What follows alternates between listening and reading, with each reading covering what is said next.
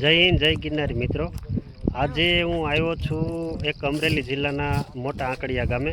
અહીંયા એક મારા મિત્ર જ છે જે પ્રાકૃતિક ખેતી કરી રહ્યા છે, પણ એમનું જે આખું 10 વીઘાનું ફાર્મ છે એ અંજીર ફાર્મ છે। અહીંયા અંજીરની એક સારામાં સારી વેરાયટી જોવા મળે છે, એટલે જે મિત્રોને અંજીરના રોપા જોઈતા હોય અથવા અંજીરની કોઈ પણ પ્રોડક્ટ બનાવીને વેચવા અથવા ઘર ફેમિલી માટે વાપરવા માગતા હોય અથવા બેસ્ટ ક્વોલિટીની અંજીર એમને જોઈ હોય તો અંજીર અહીંયા જોવા મળશે। જે આપણે સુકાઈ ગયેલા અંજીર ખાઈએ એ તો એક અંજીરમાંથી 5-6 અંજીર બને ને એમાં તમે એક ખાઈએ એમાં ક્યારેય લોહી ચડે નહીં। લોહી ચડાવવું હોય ને સાચા અંજીરને પ્રાકૃતિક વસ્તુ ખાવી તો તમે આ જુઓ 10 વીઘાનું ફાર્મ છે, આ બધું આખું અંજીરનું ફાર્મ છે, બરાબર। આ ફાર્મમાં અને એક પ્રાકૃતિક એની એવી વસ્તુ છે કે વચ્ચે વચ્ચે એલોવેરા પણ એમણે નાખેલા છે। તો જે એલોવેરા છે ને એ ફંગીસાઇડ અને એન્ટીબેક્ટેરિયલ છે, તો એ બેક્ટેરિયાને આવવા નહીં દે એની પાસે, અને એના મૂળમાં જે એવું કેમિકલ બને છે કડવાશવાળું કે જેથી બીજા નુકસાનકારક બેક્ટેરિયા છે ને એ આવશે જ નહીં।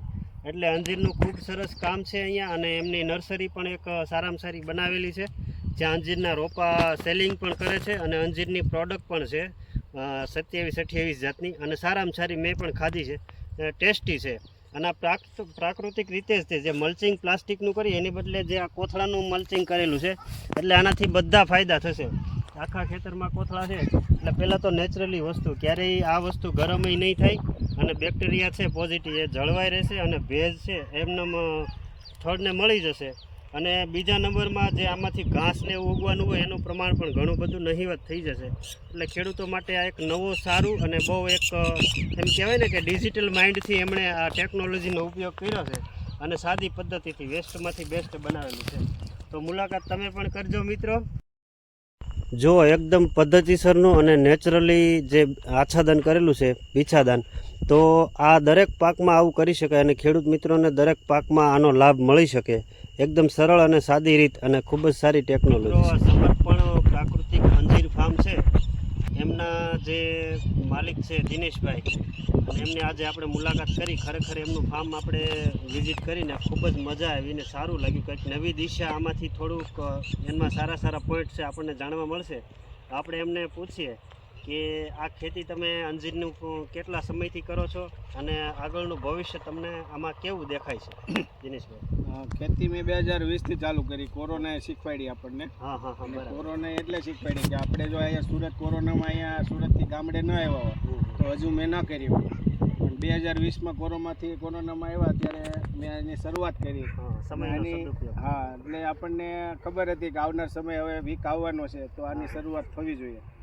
અને ચાઇનાની ખેતી મેં જોયેલી હતી, જે ત્યાંની ટેકનોલોજી કઈ રીતે યુઝ કરે છે ને એ લોકો ખેતી કરે છે, પ્રોડક્ટ બનાવે છે, USA મોકલે છે, કેટલા બધા દેશોમાં મોકલે છે। તો એ જોયા પછી મને એમ થયું કે આપણે અહીંયા એવું કંઈ થતું જ નથી, આપણે અમારે કંઈ ખેતીમાં કંઈ કરતા જ નથી, તો આપણે કંઈક અહીંયા એવું મોડલ બનાવીએ જેથી ખેડૂતોને ઉપયોગી થાય, આપણને પણ એક રોજીરોટી સારી મળે, અને આવનાર સમય કોને ખબર કેવો આવવાનો છે, તો ખેતીમાં થોડુંક આપણે ઇનોવેશન કરવું જોઈએ એમ એવું મને લાગ્યું હતું, ત્યારે શરૂ કરી દીધી। અને આ વેરાયટી ડ્રાયફ્રૂટ વેરાયટી છે, અને ડિહાઇડ્રેટ પ્રોસેસ અમે કરીને 2800 કિલો જામ વેચીએ છીએ, અને 1600 થી 2800 પ્રીમિયમ ક્વોલિટી 2800 કિલો, 1500 રૂપિયાના મણ કપાસ આપણે નથી વેચી શકતા।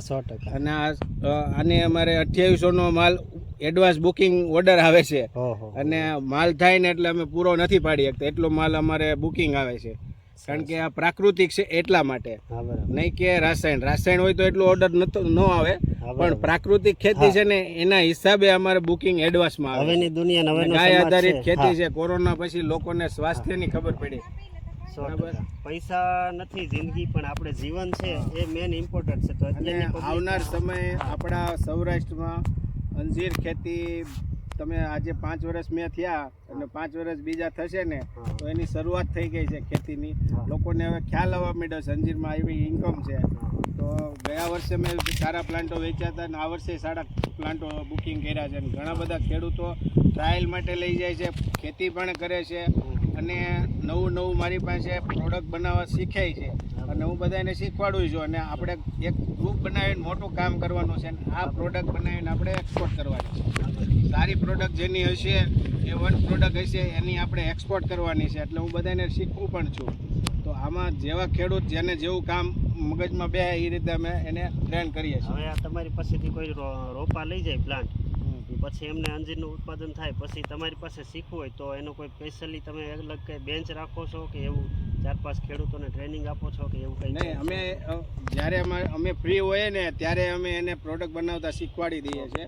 જ્યારે સિઝન ચાલુ હોય તો હું ફ્રી ન હોય ને એ ફ્રી ન હોય, કારણ કે એની સિઝન આવતી હોય ને મારી સિઝન ચાલુ હોય. પણ જ્યારે સિઝન ન હોય ત્યારે અમે એને કઈ રીતે બનાવવું, એની મેથડ અને આ બધી ટેકનિક અમે એને શીખવાડી દીધી. ફોનથી અથવા રૂબરૂ આવે તો એને વધારે મજા આવશે. તો એને સુરત આવવાનું અને રૂબરૂ ટ્રેનિંગ લઈ જવાની, એટલે આપણે એને આખી કમ્પ્લીટ શીખવાડી દઈશું. પછી એને પોતાને પ્રેક્ટિકલ કરવાનું છે, કિલોથી શરૂઆત કરવાની છે. ક્યારે ક્વોન્ટિટી બનાવી નથી નાખવાનું. એટલે હું એનો માલ બગડે તો એ 2-4 મહિના 6 મહિનામાં એને ખ્યાલ આવી જાય. પછી રેગ્યુલરી બનાવતો થઈ જશે અને વેચતો પણ થઈ જશે. અને માર્કેટ ક્યાં બનાવવાનું, માર્કેટ કેવું છે એ પણ માર્ગદર્શન અમે આપીએ છીએ. ખૂબ સરસ, તમારી કામગીરીથી મને પણ ખૂબ જ આનંદ થયો. અને એક છેલ્લો પ્રશ્ન છે કે આ અંજીર છે આપણે તો દરેક વાતાવરણમાં સૌરાષ્ટ્રમાં થઈ શકે કે કેમ? ગરમી વધારે પડતી હોય અને વધારે હાઈ ટેમ્પરેચર જોઈએ, ડ્રાય વાતાવરણ, સૂકું વાતાવરણ. તો જે આપણે સૌરાષ્ટ્રમાં અનુકૂળ વાતાવરણ છે, સૌરાષ્ટ્ર છે, કચ્છ છે, પછી ઉત્તર ગુજરાત છે, પછી આપણે વલસાડ અને સુરત થોડુંક ભેજ રહે છે, પછી ડાંગ છે, પછી વાપી ને એ બધે થોડું ભેજ ને એવું રહે, પણ એ બાજુ વાતાવરણ ડ્રાય છે એટલે કોઈ પ્રોબ્લેમ નથી. મહારાષ્ટ્ર છે, રાજસ્થાન છે, આ બધા અનુકૂળ વાતાવરણ જ છે. અને 3 પાક આપણે અહીંયા મેઇન તો આપણે લઈ શકીએ છીએ. અંજીરમાંથી હું અહીંયા 3 પાક લઉં છું. આ વેરાયટીમાં 3 પાક આવે છે. ઘણી બધી વેરાયટી એવી છે 1 પાક અથવા 2 પાક આવે છે, પણ આમાં 3 પાક મેં લીધેલા છે. એટલે જ હું ખેડૂતોને કહું છું આ વેરાયટી બેસ્ટ છે. અને હની વેરાયટી છે. માર્કેટમાં 800 અંજીરની પ્રજાતિ છે. તમને એમ લાગશે કે આ વેરાયટી એક જ છે, પણ આમાં 19-20 હોય છે. તમને ખ્યાલ ન આવે, પ્રોસેસ થાય ત્યારે ખબર પડે. કોઈ પણ પ્રોડક્ટની પ્રોસેસ થાય ને પછી એની ગુણવત્તા ખબર પડશે, ત્યાં સુધી નહીં ખબર પડે. ખાવાનો ટેસ્ટ પણ તમે થોડોક 19-20 લાગશે. બધી વેરાયટીમાં સાઇઝમાં ફરક લાગશે, ક્વોલિટીનો રંગ, કલર બધો ફેરફાર લાગશે. એટલે ખાસ વેરાયટી પસંદ કરવી એ 5 જણા વધારે અનુભવી એની સલાહ સૂચનથી આગળ વધુ અંજીર ખેતીમાં. ગમે એ લોકલમાં ગમે અંજીરના રોપા વાવીને ખેતી કરશો તો તમે નુકસાનને પાત્ર છો, એ મને ખબર છે. ઘણા બધાએ કરી છે નુકસાની. ઘણા ટ્રાય કરી તે ઘણા ફેલાઈ થયા છે. તો એ લોકોને અમે આગળ લાવવા માટે પ્રયત્ન કરીએ છીએ. પાછી ફરીને ખેતી કરે અને અમે એને સપોર્ટ આપશું, એના પૈસા કવર કરાવશું. જે ઘણા ફસાઈ ગયેલા છે, જેણે ખેતી કરેલી છે ઘણી વેરાયટીઓ વાવીને, મને ખબર છે, તો એ લોકોને હું હવે એને મદદરૂપ થાવ છું. ખૂબ સરસ, તમારી જય હિન્દ, જય ભારત, જય કિસાન.